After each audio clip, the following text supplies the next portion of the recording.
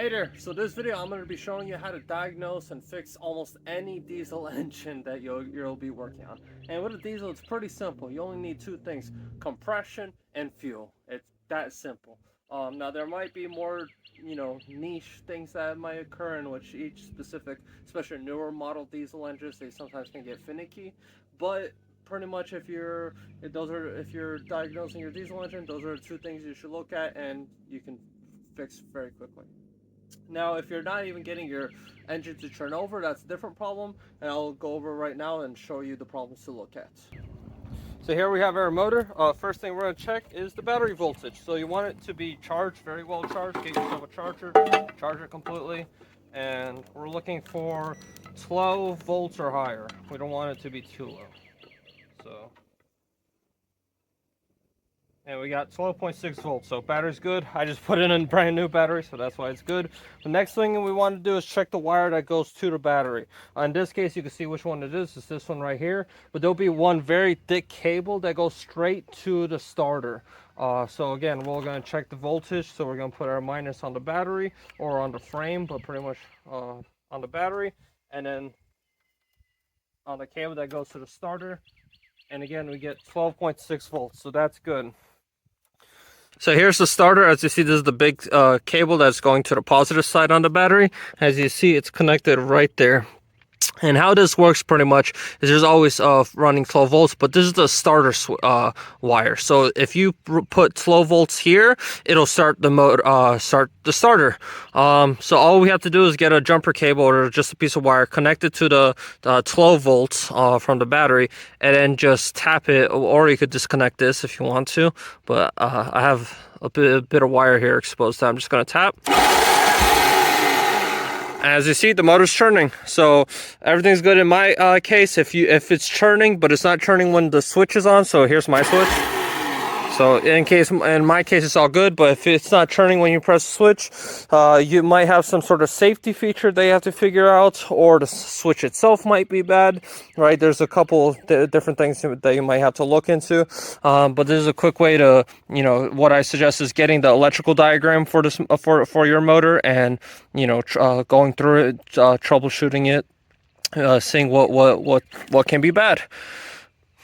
If it doesn't churn when you do this, that means your starter is most probably bad, and you'd probably have to change it out. Again, I'd check, make sure that your wiring connection is all good, that it's still getting 12 volts here, that it's all good. A lot of these times they might churn, or you might hear them click, but they won't actually turn the motor, and that's again a sign of a bad starter. If you take it to AutoZone or any other auto mechanic shop, they typically have a free battery testing service and starter testing service for you. So you can just take it to them and they'll test it for you to make sure that it's all working good. Now that you got your motor churning, next thing we want to do is get the fuel supply figured out. So here I filled up my tank with diesel.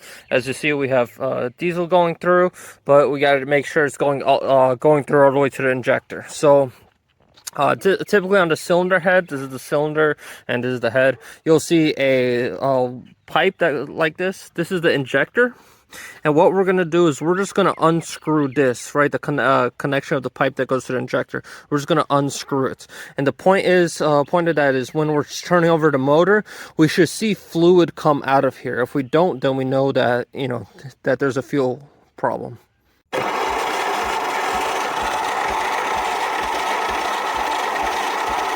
So I disconnected it all the way to make sure and see that it's squirting. So as you see, it is not squirting. It is not pumping diesel.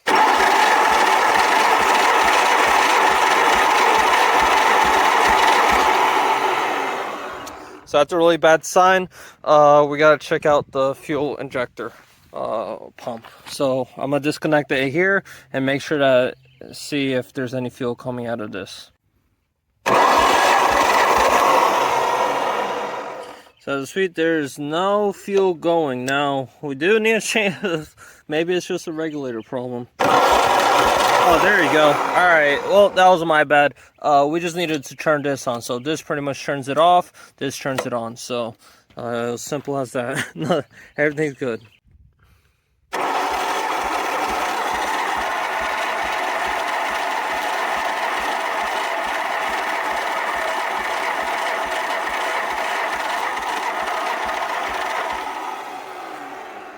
So as you see, it's squirting, though to be fair, it's not squirting too much. I mean, it is a small engine, so maybe it just doesn't use as much, but yeah, we know that the fuel line is going through.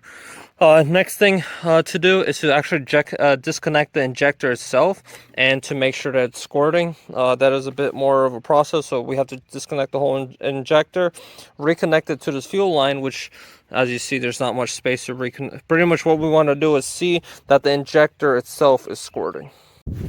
So I put the injector over here on the side, got everything connected. I made sure to first have this disconnected, prime the fuel line, so I made sure diesel is coming out here. Now we're going to test if the injector works.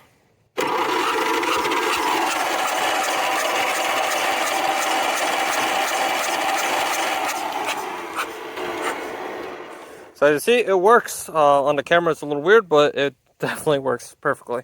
So next we have to look into the compression. With this engine, it's a little weird because there's no go or anything, so doing the compression on this is a little different. If you don't have fuel going out of your injector properly, or if it's a very small amount or whatever, if it's a small amount or whatever, your injector is probably bad itself, so just replace the injector.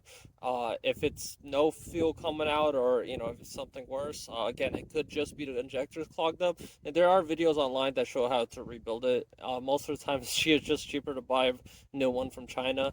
But worst case situation, your injector pump itself might be messed up.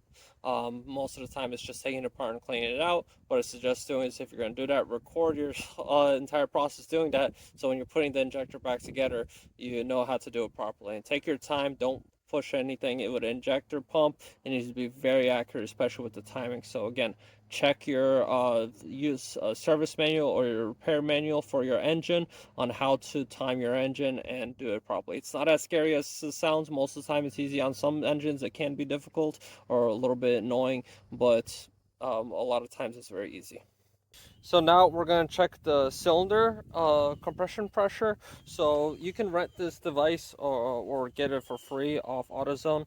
It's called the Loan a Tool program. Pretty much you put in a deposit, and when you return it back, you get your deposit back, all your money. So it's pretty much you can borrow tools for free from AutoZone. It's very nice. Just make sure you get the diesel compression check kits. So I already have my own, so that's what I'm using now. And I'm putting it in replace of the injector, and then using a rocker arm to push it in. So typically you want at least 350 psi. I'd say 300 minimum compressions, but 350 or more is good. So let's see what pressure we get.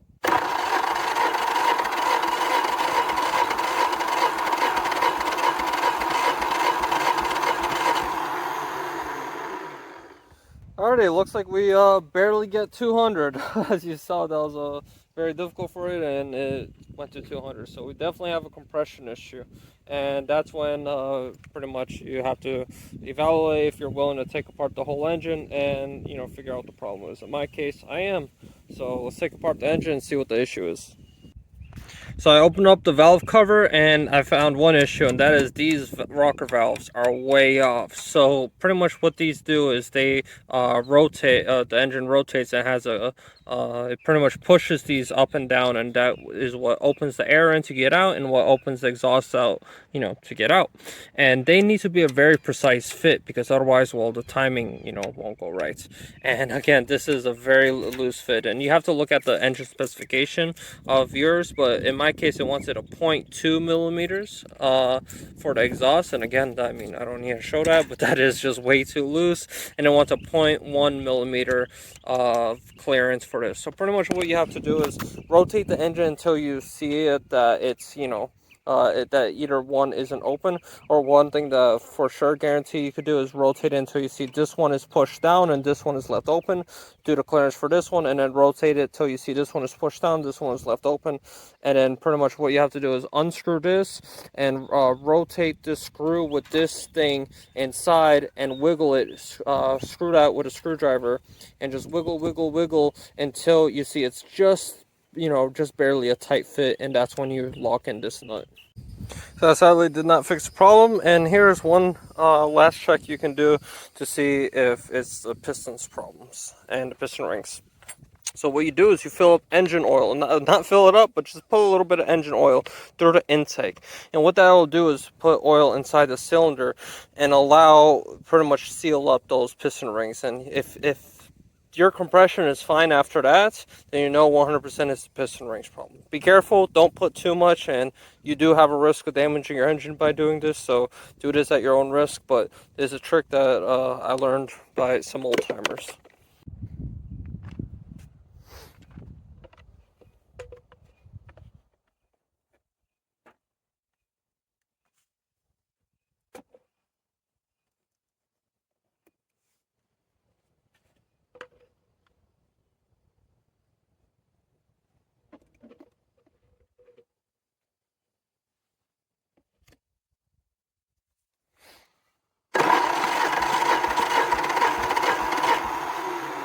And as you see, that worked, right? So that clearly tells us the problem is in the piston. So now we can take apart the engine and know that, it's not anything else that the problem is. The problem is 100% with the piston and the compression.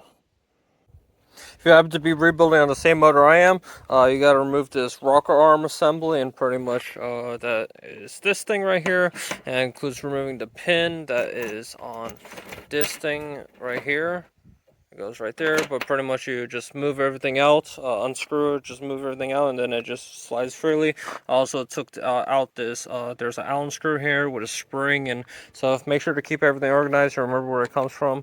But yeah, and same thing with these things. When you remove these sticks out of this, you make sure to put it back in the same cylinder. So again, make sure to put it all back in the same place that you got it from.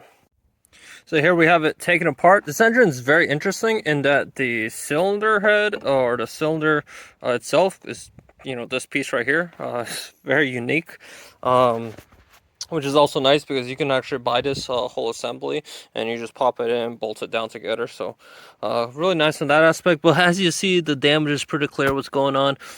This side of the engine is absolutely scored up. Same thing with the cylinder walls, is all scored up, so that's why we're having compression leakage issues.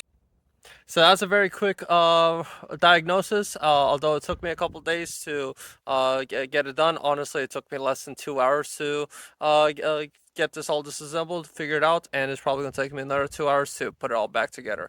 I just got to order the parts, wait for that to come in. In the meantime, put a cover on here. So hope this helps you with fixing your engine and diagnosing it.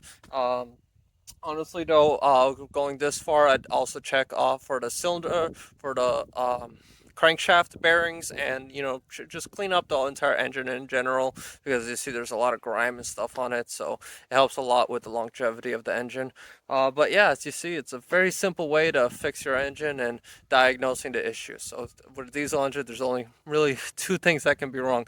Either there's no fuel or there's no compression. As you see in my case, there wasn't any compression. And to take apart this cylinder, all I have to do is take this pin out, and I'll take this ring out, pull out that pin, and then get the piston out. So it's, again, a very simple way to fix it. The one thing I would say, again, this is a very rare case. It's the first time I've ever seen an engine like this. Otherwise, you'd have to actually take out the oil pan underneath, and you'd have to unscrew the piston arm from the bottom, and then tap it out from the bottom. I have a video on repairing a Kubota diesel engine. I highly suggest you look into that one for how to properly repair a diesel engine. But yeah.